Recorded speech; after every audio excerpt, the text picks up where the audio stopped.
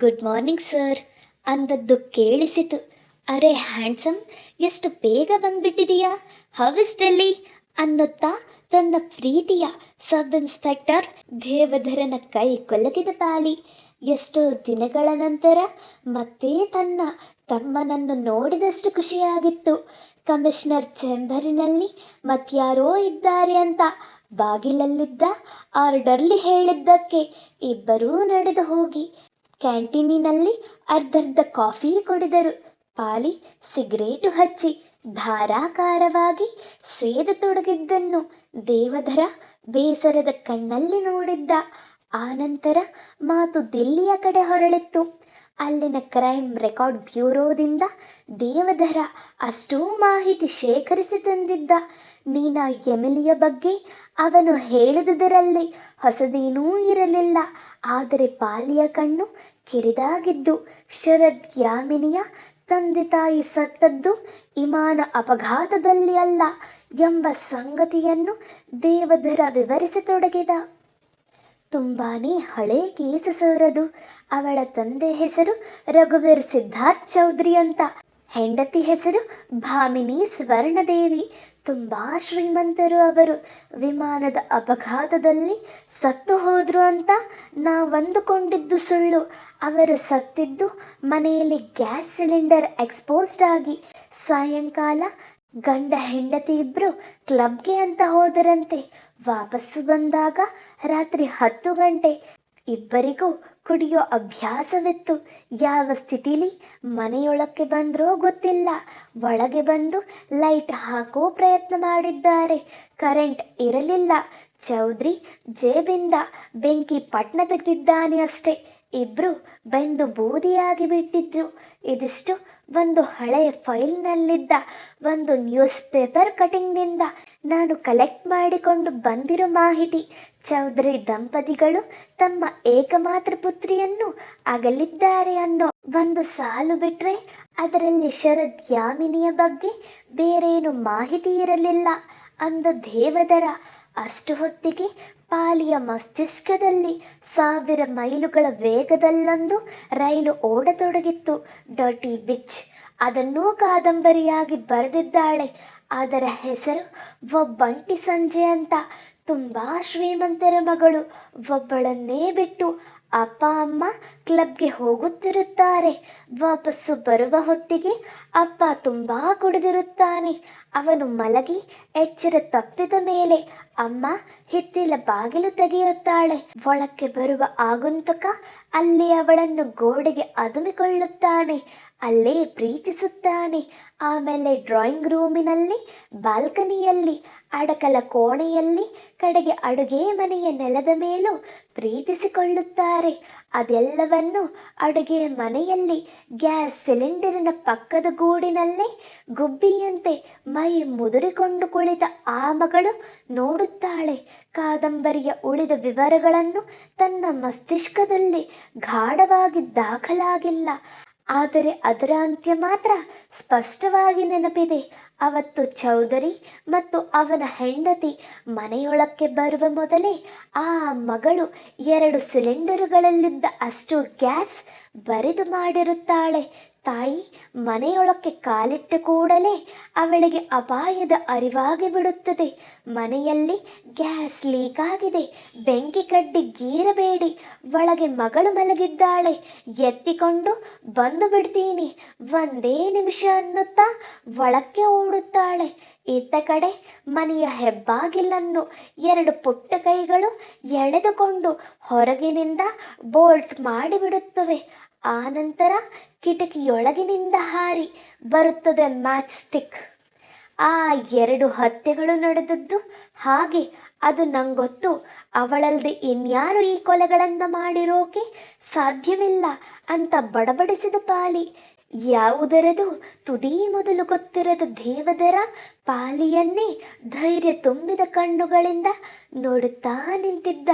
ಸರಿಯಾಗಿ ಅದೇ ವೇಳೆಗೆ ಕಮಿಷನರ್ ಧರಣಿ ಆಫೀಸಿನಲ್ಲಿ ಅಸಭ್ಯವಾಗಿ ವರ್ತಿಸಿ ಸಹೋದ್ಯೋಗಿಯೊಬ್ಬರ ಮೇಲೆ ಹಲ್ಲೆ ನಡೆಸಿದ ಆಪಾದನೆ ಇರುವುದರಿಂದ ಇನ್ಸ್ಪೆಕ್ಟರ್ ಪಾಲನೇತ್ರ ಅನಿರ್ದಿಷ್ಟ ಅವಧಿಗೆ ರಜೆ ಹೋಗಬೇಕು ಎಂಬ ಅರ್ಥವಿದ್ದ ಸಾಲುಗಳನ್ನು ಡಿಕ್ಟೇಟ್ ಮಾಡಿ ಟೈಪ್ ಮಾಡಿಸುತ್ತಿದ್ದರು.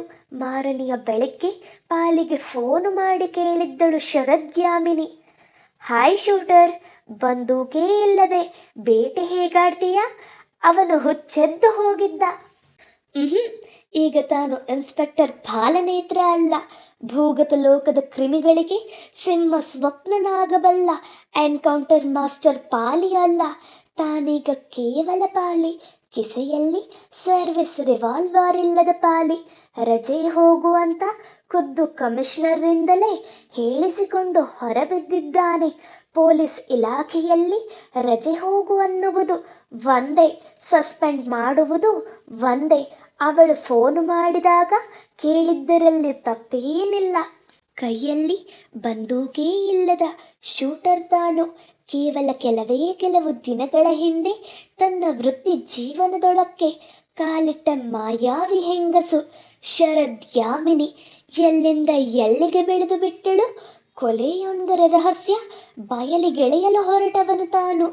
ಯಾವ ಕಳ್ಳ ಉಸುಬಿನೊಳಕ್ಕೆ ಸಿಕ್ಕಿ ಹಾಕಿಕೊಂಡು ಬಿಟ್ಟ? ಡೇಂಜರಸ್ ಬಿಚ್. ನೋಡುತ್ತಾ ಕಾಂಬಳೆಯನ್ನು ಕೊಂದು ಹಾಕಿದಳು. ಅನುಮಾನ ನೇರವಾಗಿ ತನ್ನ ತಲೆಗೆ ಬರುವಂತೆ ಮಾಡಿದಳು. ಕಾಂಬಳೆ ಕೈಯಿಂದ ತನ್ನ ಕಾನ್ಫಿಡೆನ್ಷಿಯಲ್ ಫೈಲು ಎಸೆದುಕೊಳ್ಳುವಾಗ ಅವನನ್ನು ಹೀಗೆ ಕಾರಿನಲ್ಲಿ ಪಕ್ಕಂದ್ರೆ ಪಕ್ಕ ಕುಳಿತು ಕೊಂದು ಹಾಕಬೇಕಾಗಿ ಬರುತ್ತೆ ಅಂತ ಗೊತ್ತಿತ್ತ? May not be. ತುಂಬ ಇಂಟೆಲಿಜೆಂಟ್ ಆಗಿ ಎಲ್ಲವನ್ನೂ ಯೋಚಿಸಿ ಪ್ಲ್ಯಾನ್ ಮಾಡಿ ಕೊಂದು ಹಾಕುವವರು ಅಷ್ಟೇ ಅನಿರೀಕ್ಷಿತವಾಗಿಯೂ ಕೊಲೆಗಳನ್ನು ಮಾಡಿಬಿಡುತ್ತಾರೆ. ತಪ್ಪಿಸಿಕೊಳ್ಳುವುದಕ್ಕಿಂತ ಹೆಚ್ಚಾಗಿ ಕೊಲೆ ಮಾಡಿದ ನಂತರದ ರಿಸ್ಕ್ಗಳನ್ನು ನಿರೀಕ್ಷಿಸುತ್ತಾ ಆಟವಾಡುವುದನ್ನೇ ಅವರು ಎಂಜಾಯ್ ಮಾಡುತ್ತಿರುತ್ತಾರೆ. ಎಲ್ಲಕ್ಕಿಂತ ಹೆಚ್ಚಾಗಿ ಶರದ್ಯಾಮಿನಿ ಸಾಧಿಸಿರುವ ಅತಿ ದೊಡ್ಡ ಗೆಲುವು ಎಂದರೆ ಕೊಲೆಗಳ ಒಟ್ಟಾರೆ ಇನ್ವೆಸ್ಟಿಗೇಷನ್ನಿಂದಲೇ ತನ್ನನ್ನು ಹೊರಗಿಡಿಸುವಂತೆ ಮಾಡಿದ್ದು. ಸಕ್ಸಸ್ಫುಲ್ ಬಿಚ್. ಆದರೂ ಆಸೆಯಾಗುತ್ತದೆ, ಇಷ್ಟು ವರ್ಷಗಳ ವೃತ್ತಿ ಜೀವನದಲ್ಲಿ ಹೀಗೆ ಹಂತಕಿಯೊಬ್ಬಳಿಗೆ ಆಸೆ ಪಟ್ಟದ್ದು ಇದೇ ಮೊದಲು. ಶಫಾಲಿ ಇದ್ದಿದ್ದರೆ ಹೀಗಾಗುತ್ತಿತ್ತಾ ಗೊತ್ತಿಲ್ಲ. ಅವಳಿದ್ದ ದಿನಗಳಲ್ಲೂ ಪಾಲಿಗೆ ಫ್ರೆಂಡ್ಸ್ ಇದ್ದರು, ಗರ್ಲ್ ಫ್ರೆಂಡ್ಸ್. ಆದರೆ ಯಾವ ಸಂಬಂಧವನ್ನು ತಾನು ಮೈಗೆ ಮೆತ್ತಿಕೊಳ್ಳಲು ಬಿಟ್ಟವನಲ್ಲ. ಸಣ್ಣ ಪುಟ್ಟ ಫ್ಲರ್ಟೇಷನ್ನುಗಳು ಇದ್ದೇವೆ ಅಷ್ಟೇಕೆ. ಡಾಕ್ಟರ್ ಜಿಯಾಗಳೊಂದಿಗೆ ತಾನು ಕತ್ತಲು ಬೆತ್ತಲೆ ಹಂಚಿಕೊಂಡಿದ್ದಾನೆ. ಆದರೆ ಒಬ್ಬ ಹೆಂಗಸಿನ ಮೇಲೆ ಹೀಗೊಂದು ಮೋಹ ಅಂತ ಹುಟ್ಟಿದ್ದು ಮಾತ್ರ ಇದೇ ಮೊದಲು.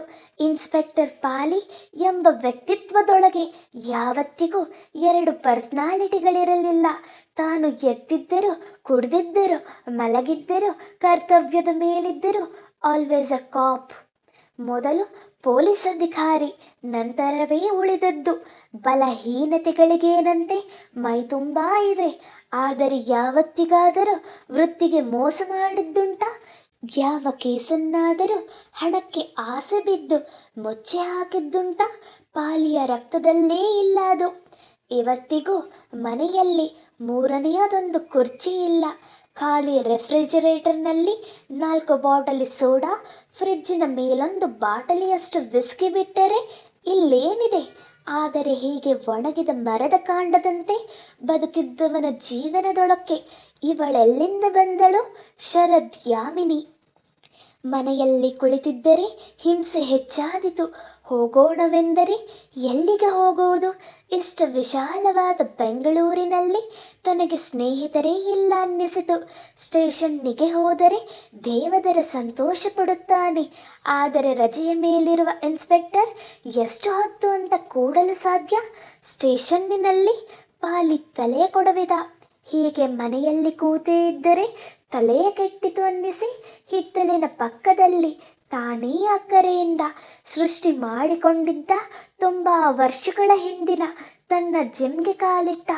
ಒಂದು ಕಾಲಕ್ಕೆ ನಿತ್ಯ 2-2.5 ತಾಸು ಮೈಯೊಳಗಿನ ರಕ್ತ ಕರಗಿ ಬೆವರಾಗಿ ಹರಿಯುವಂತೆ ಎಕ್ಸಸೈಸ್ ಮಾಡಿದವನು ತಾನು. ಇಲ್ಲಿಗೆ ಕಾಲಿಟ್ಟು ಎಷ್ಟು ತಿಂಗಳುಗಳಾಗಿ ಹೋದವೋ ಆದರೂ ಮೈಕಟ್ಟು ಚೆದರಿಲ್ಲ. ಶಫಾಲಿ ಇದ್ದ ದಿನಗಳಲ್ಲಿ ತಾನು ಹುಚ್ಚಿಗೆ ಬಿದ್ದು ಜಿಮ್ನಲ್ಲಿ ಮೈ ದಂಡಿಸುತ್ತಿದ್ದರೆ ಬಾಗಿಲಲ್ಲಿ ನಿಂತು ಆಸೆಯಿಂದ ತನ್ನ ಎದೆಯ ಬಿರುಸನ್ನೇ ನೋಡುತ್ತಿದ್ದಳು. ಆ ದಿನಗಳಲ್ಲಿ ಮನೆಯಲ್ಲೊಂದು ನಾಯಿ ಇತ್ತು, ತೋಳ ಗಾತ್ರದ ಜರ್ಮನ್ ಶೆಫರ್ಡ್. ಶಫಾಲಿ ಬೆಂಕಿ ಹಚ್ಚಿಕೊಂಡು ಧಗಧಗಿಸಿ ಉರಿದು ಹೋಗುತ್ತಿದ್ದರೆ ಅದು ಚಡಪಡಿಸಿದ್ದಿತ್ತಲ್ಲ. ಆಮೇಲೆ ನಾಯಿ ಬದುಕಿದ್ದುದು 13 ದಿನ. ಅದು ಊಟ ಬಿಟ್ಟು ಬಿಟ್ಟಿತು. ಶ್ರೀರಂಗಪಟ್ಟಣದಲ್ಲಿ ಶಫಾಲಿಯ ಕಾರ್ಯಗಳನ್ನೆಲ್ಲ ಮುಗಿಸಿಕೊಂಡು ಹಿಂತಿರುಗಿದ ದಿನ ಹಿತ್ತಲಿನಿಂದ ನಿಧಾನವಾಗಿ ತೆವಳಿಕೊಂಡು ಬಂದು ತನ್ನ ಕಾಲ ಮೇಲೆ ಮುಖವಿಟ್ಟು ಉಸಿರು ನಿಲ್ಲಿಸಿ ಸುಮ್ಮನಾಯಿತು. ಆಮೇಲೆ ಪಾಲಿ ಇನ್ನೊಂದು ನಾಯಿ ಸಾಕಲಿಲ್ಲ. ನೆವರ್. ಯಾಕೋ ಅದನ್ನೆಲ್ಲ ನೆನಪಿಸಿಕೊಂಡು ಒಂದೇ ಸಮನೆ ಜಿಮ್ನಲ್ಲಿ 45 ನಿಮಿಷ ದೇಹ ದಂಡಿಸಿದ. ಬೆವರು ಹರಿದ ಮೈ ಮನಸ್ಸಿಗೆ ಕೊಂಚ ಹಿತವುಂಟು ಮಾಡಿತ್ತು. ಬಾತ್ರೂಮ್ಗೆ ನುಗ್ಗಿ ತಣ್ಣೀರಿನಲ್ಲಿ ಸ್ನಾನ ಮಾಡಿದವನಿಗೆ ಆಹಾ, ಹೊರಬರುವ ಹೊತ್ತಿಗೆ ಕೆಡ ಕೆಂಪು ಟೀ ಶರ್ಟು, ದಟ್ಟ ನೀಲಿ ಜೀನ್ಸು, ಕಾಲಿಗೆ ಸ್ಪೋರ್ಟ್ಸ್ ಶೂ, ಕಣ್ಣಿಗೆ ರೇಬಾನ್, ಮನಸ್ಸು ನಿರಾಳ ನಿರಾಳ. ಗರಾಜಿನಲ್ಲಿ ನಿಲ್ಲಿಸಿದ್ದ ತನ್ನ ಬಣ್ಣಗೆಟ್ಟ ಹಳೆಯ ಮಾರುತಿ ಹತ್ತುವಾಗ ಮತ್ತೆ ಯಾಮಿನಿ ನೆನಪಾದಳು. ಈ ಖರಾಬು ಗಾಡಿಯಲ್ಲಿ ಓಡಾಡೋ ಒಬ್ಬ ಯಕಶ್ಚಿತ ಪೊಲೀಸ್ ಇನ್ಸ್ಪೆಕ್ಟರನಿಗೆ ಒಲಿಯುವ ಹೆಂಗಸ ಅದು. ಏನಿಲ್ಲವೆಂದರೂ 150 ಕೋಟಿ ರೂಪಾಯಿಗಳ ಆಸ್ತಿಯ ಒಡತಿ. ಇದೊಂದು ಕೊಲೆಯ ಕೇಸಿಗೆ ಕೈ ಇಕ್ಕದೆ ಹೋಗಿದ್ದಿದ್ದರೆ ತನ್ನೆಡೆಗೆ ತಿರುಗಿಯೂ ನೋಡುತ್ತಿರಲಿಲ್ಲ ಅವಳು. ಅವಳ ಗೆಳತಿ ಇದ್ದಾಳಲ್ಲ, ಜೇನ್ ಕ್ವೀನಾ, ಅವಳಿಗೆ ಬರೋ ಸಂಬಳ ತನ್ನ ಸಂಬಳಕ್ಕಿಂತ 2 ಪಟ್ಟಿದೆಯೇನೋ. ಒಳಗೆ ನಗುತ್ತಾ ಸಿಗರೇಟು ಹಚ್ಚಿಕೊಂಡು ಗಾಡಿಯ ಗೇರು ಬದಲಿಸಿದ ಪಾಲಿ. ಎಳೆಯ ಮಧ್ಯಾಹ್ನದ ಬೆಂಗಳೂರಿನ ಹವೆ ಆಹ್ಲಾದಕರವೆನ್ನಿಸಿತ್ತು. ನೇರವಾಗಿ MG ರೋಡಿಗೆ ಹೋಗಿ ಒಂದು ಕಡೆ ಬಣ್ಣಗೆಟ್ಟ ತನ್ನ ಮಾರುತಿ ಪಾರ್ಕ್ ಮಾಡಿ ಕಾಫಿ ಡೇ ಹೊಕ್ಕು ಕುಳಿತ. ಒಂದು ಕೋಲ್ಡ್ ಕಾಫಿ. ವಾಟ್ ಹ್ಯಾಂಡ್ಸಮ್ ಅಂದ ಧ್ವನಿ ಮತ್ತು ಹೆಗಲ ಮೇಲೆ ಬಿದ್ದ ಮೃದುವಾದ ಮಾಂಸಲ ಬಂಗಾರು ಬಣ್ಣದ ಕೈ ಅವನನ್ನು ಬೆಚ್ಚಿ ಬೀಳಿಸಿದ್ದವು. ಶರದ್ ಯಾಮಿನಿ ಬೆನ್ನ ಹಿಂದೆ ನಿಂತಿದ್ದಳು. ಇವಳು ದೇವಕನ್ನಿಕೆಯ ಮನಸ್ಸು ಕೇಳಿತು. ಅಷ್ಟು ಸುಂದರವಾಗಿ ಕಾಣುತ್ತಿದ್ದಳು ಯಾಮಿನಿ. ಅವಳನ್ನವನು ಮೊದಲ ಬಾರಿಗೆ ದಂತದ ಬಣ್ಣದ ಶಿಫಾನ್ ಸೀರೆಯಲ್ಲಿ ನೋಡಿದ್ದ. ಕುಪ್ಪಸವಿರಬೇಕಾಗಿದ್ದ ಜಾಗದಲ್ಲಿ 2 ತೆಳ್ಳಗಿನ ರೇಷ್ಮೆಯ ಪಟ್ಟಿಗಳು ತಲೆಗೂದಲು ನಗ್ನ ಬೆನ್ನನ್ನು ತಾಕಿ ಮತ್ತಗೊಂಡಿದ್ದವು. Great she was. ಬೆಳಿಗ್ಗೆ ಫೋನ್ನಲ್ಲಿ ಅಂದ ಮಾತಿಗೆ ಕ್ಷಮೆ ಕೇಳಲ್ಲ, ಆದರೆ ಆಡಿದ ಮಾತು ವಾಪಸ್ ತಗೋತೀನಿ. You can shoot. ರಿವಾಲ್ವರ್ ಇಲ್ದೇನೂ ಶೂಟ್ ಮಾಡೋದಕ್ಕೆ ನಿನ್ನ ಕಣ್ಣುಗಳಿಗೆ ಬರುತ್ತೆ. Dangerously smart you are. ಅಂದಹಾಗೆ ಹೀಗೆ ರಜೆ ಅನುಭವಿಸಿ ಎಷ್ಟು ವರ್ಷಗಳಾದ್ವು ಮಿಸ್ಟರ್ ಪಾಲಿ? ಕೇಳಿದವಳು ಸೌಜನ್ಯಕ್ಕೂ ಅವನದೊಂದು ಅನುಮತಿ ಕೇಳದೆ ಎದುರಿನ ಕುರ್ಚಿಯಲ್ಲಿ ಕುಳಿತಳು. ನಿಂಗೆ ನನ್ನ ಕುರಿತಾದ ಇದೆಲ್ಲ ವಿವರಗಳು ಹೇಗೆ ಗೊತ್ತಾಗ್ತವೆ? ಅದನ್ನ ಹೇಳು ಅಂದ ಪಾಲಿ ದನಿಯಲ್ಲಿ ಸಿಟ್ಟಿರಲಿಲ್ಲ. ವೆಲ್, ನಿಮ್ಮ ಡಿಪಾರ್ಟ್ಮೆಂಟಿನ ತುಂಬ ನನಗೆ ಫ್ರೆಂಡ್ಸ್ ಇದ್ದಾರೆ. ಹೇಳಿ ಕೇಳಿ ಪೊಲೀಸ್ ಡಿಪಾರ್ಟ್ಮೆಂಟು ನಿಮ್ಮದು. ದುಡ್ಡು ಚೆಲ್ಲಿದ್ರೆ ನಿಮ್ಮ ಕಮಿಷನರ್ನ ಬೇಕಾದರೂ ಮಾರಿಬಿಡ್ತಾರೆ. ನನ್ನ ಹತ್ರ ದುಡ್ಡಿದೆ, ಫ್ರೆಂಡ್ಸ್ ಇದ್ದಾರೆ ಅಂದವಳು ಕಿಲ್ಲನೇ ನಕ್ಕಳು. ಐ ನೋ, ಆದರೆ ನನ್ನ ಹತ್ರ ದುಡ್ಡೂ ಇಲ್ಲ, ಫ್ರೆಂಡ್ಸೂ ಇಲ್ಲ, ಎಕ್ಸೆಪ್ಟ್ ದೇವದರ ಅಂದ ಪಾಲಿ ನಗುತ್ತಲೇ ಇದ್ದ. ಬೈ ದ ವೇ ಪಾಲಿ, ನಿಮ್ಮ ದೇವದರಗ್ಯಾಕೆ ನನ್ನನ್ನು ಕಂಡ್ರೆ ಇಷ್ಟವಿಲ್ಲ ಕೇಳಿದಳು. ಅದು ಗೊತ್ತಿಲ್ಲ ನನಗೆ, ಆದರೆ ಟು ಬಿ ಹಾನೆಸ್ಟ್ ನಿನ್ನನ್ನು ಕಂಡ್ರೆ ನನಗಿಷ್ಟ ಇದೆ. ಅದ್ಭುತವಾದ ಹುಡುಗಿ ನೀನು. ಐ ಲೈಕ್ ಯು ಅಂದವನು ತನಗೆ ಆಶ್ಚರ್ಯವಾದಂತಾಗಿ ಸುಮ್ಮನಾದ. ಅವನ ಪ್ಯಾಕೆಟ್ನಿಂದಲೇ ಒಂದು ಸಿಗರೇಟು ಹಿರಿದು ಅದನ್ನು ತುಟಿಗಿಟ್ಟುಕೊಂಡು ಬೆಂಕಿ ಕೊಟ್ಟು ಒಂದು ಕಶ್ ಎಳೆದು ಅವನಿಗೆ ಕೊಟ್ಟು ಥ್ಯಾಂಕ್ಸ್ ಅಂದಳು ಶರದ್ ಯಾಮಿನಿ. ಆಮೇಲೆ ಇಬ್ಬರ ನಡುವೆ ಮಾತು ಜಲಪಾತವಾಯಿತು. ಇನ್ಸ್ಪೆಕ್ಟರ್ ಪಾಲಿಗೆ ಬೇರೆ ಏನಾದರೂ ಸರಿ, ಮಾತು ಮಾತ್ರ ಯಾರು ಹೇಳಿಕೊಡಬೇಕಾಗಿಲ್ಲ, ಅದರಲ್ಲೂ ಹುಡುಗಿಯರೊಂದಿಗಿನ ಮಾತು. ಇದ್ದದ್ದು ಜೇಬಲ್ಲಿ ಸ್ವಲ್ಪನೇ ದುಡ್ಡು. ಏನಾದರೂ ಶಾಪ್ ಮಾಡೋಣ ಅಂದುಕೊಂಡು ಬಂದೆ. ತೀರಾ ಇಲ್ಲಿಗೆ ಬಂದ ಮೇಲೆ ನೋಡಿದ್ರೆ ಏನು ತಗೋಬೇಕು ಅಂತಾನೆ ಗೊತ್ತಾಗ್ತಿಲ್ಲ.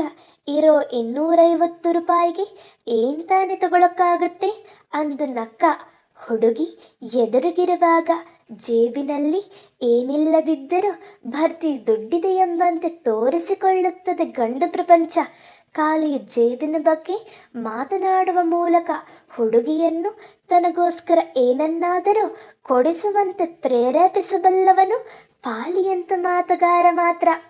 ಲೆಟ್ಸ್ ಮೂವ್ ಅಂದವಳೆ ಅವನ ಭುಜ ಆವಚಿಕೊಂಡು ನಡೆಯತೊಡಗಿದಳು ಶರತ್ಯಾಮಿನಿ. ಹೊರಗೆ ಅವಳ ಕತ್ತಲುಗಪ್ಪು ಬಣ್ಣದ ಮರ್ಸಿಡೀಸ್ ಬೆಂಚ್ ನಿಂತಿತ್ತು. ನೀನೇ ಡ್ರೈವ್ ಮಾಡು, ಗಂಡಸು ಪಕ್ಕದ ಸೀಟಿನಲ್ಲಿ ಕೂತರೆ ಚಂದ ಅಲ್ಲ. ನಾನು ನಿನ್ನ ಪಕ್ಕ ಸುಮ್ಮನೇ ಮಾತಾಡ್ತಾ ಕೂತಿರ್ತೀನಿ, ಸುಮ್ಮನೆ ಊರು ಸುತ್ತೋಣ ಅಂದಳು. ಅವತ್ತು ಅವರು ನಿಜಕ್ಕೂ ಸುತ್ತಿದ್ದು ಊರಲ್ಲ, ಬೆಂಗಳೂರಿನ ಅತ್ಯಂತ ದುಬಾರಿಯಾದ ಶಾಪಿಂಗ್ ಪ್ಲೇಸ್ಗಳನ್ನು. ಹಿಂತಿರುಗುವ ಹೊತ್ತಿಗೆ ಪಾಲಿಯ ತೆಕ್ಕಿಯ ತುಂಬ ಸಿಗರೇಟಿನ ಕಾರ್ಟ್ನ್ಗಳು, 2 ಸೀಸ ಮದ್ಯ, ಒಂದು ದುಬಾರಿಯಾದ ಸಿಗರೇಟ್ ಲೈಟರ್, ಹಸಿವಾದಾಗ ಮನೆಯಲ್ಲೇ ಮಾಡಿಕೊಂಡು ತಿನ್ನಲು ನೂಡಲ್ಸ್, ರಾಶಿ ಚಾಕೊಲೇಟು ಮತ್ತು 2 ಪುಸ್ತಕ ಇದ್ದವು. ಆ ಪೈಕಿ ಒಂದು ಪುಸ್ತಕ ಅವಳೇ ಇತ್ತೀಚೆಗೆ ಬರೆದದ್ದು. ವಿಧಾನಸೌಧದ 3ನೇ ಮಹಡಿಯಲ್ಲಾಗುವ ಕೊಲೆಯೊಂದರ ಕುರಿತಾದ ಕಾದಂಬರಿಯದು. ಪಾಲಿ ನಿಜಕ್ಕೂ ಸಂತೋಷದ ಮೂಡ್ನಲ್ಲಿದ್ದ. ಹಂತಕಿ ತುಸು ತುಸುವಾಗಿ ತೆರೆದುಕೊಳ್ಳುತ್ತಿದ್ದಾಳೆ. ಪೊಲೀಸ್ ಮನಸ್ಸು ಜಾಗೃತವಾಗಿತ್ತು. ಅದೆಲ್ಲ ಶಾಪಿಂಗ್ ಮುಗಿಸುವ ಹೊತ್ತಿಗೆ ಸಂಜೆ. ಅವಳು ಬಹುಶಃ ತನ್ನನ್ನು MG ರಸ್ತೆಯಲ್ಲಿ ನಿಂತಿದ್ದ ತನ್ನ ಮಾರುತಿ ಕಾರಿನ ಬಳಿ ಬಿಟ್ಟು ತನ್ನ ಇಂದಿರಾನಗರದ ಬಂಗಲೆಗೆ ಹೊರಟು ಬಿಡುತ್ತಾಳೆ ಅಂದುಕೊಂಡಿದ್ದ.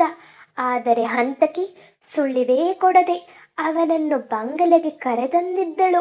ಬಾಗಿಲು ತೆರೆದದ್ದು ಜಯನ್.